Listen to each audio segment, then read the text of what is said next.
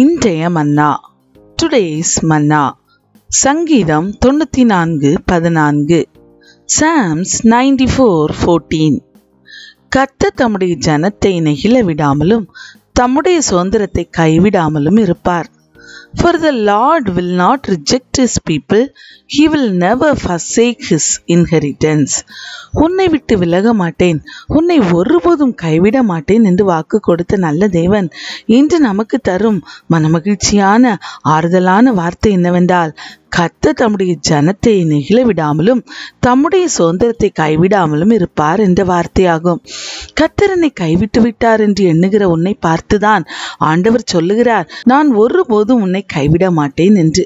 ஒருவேளை உன்னுடைய சூழ்நிலைமைகளை பார்க்கும்போது கர்த்தர் உன்னை கைவிட்டது போன்று இருக்கலாம், கர்த்தர் உன்னை நெகிழ விட்டது போன்று இருக்கலாம்.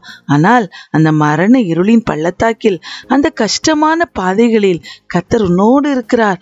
அவர் அந்த நெருக்கமான சூழ்நிலைமைகளை உன்னை விட்டு நிச்சயம் மாற்றுவார். சங்கீதக்காரனாகிய தாவீதை போல, நான் மரண இருளின் பள்ளத்தாக்கில் நடந்தாலும் பொல்லாப்புக்கு பயப்படேன், தேவரீர் என்னோடே கூட இருக்கிறீர், உமது கோலும் உமது தடியும் என்னை தேற்றும் என்ற வார்த்தையை அறிக்கையிட்டு ஜெயத்தை பெற்றுக்கொள்வோம்.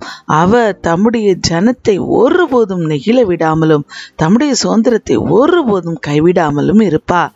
God bless you.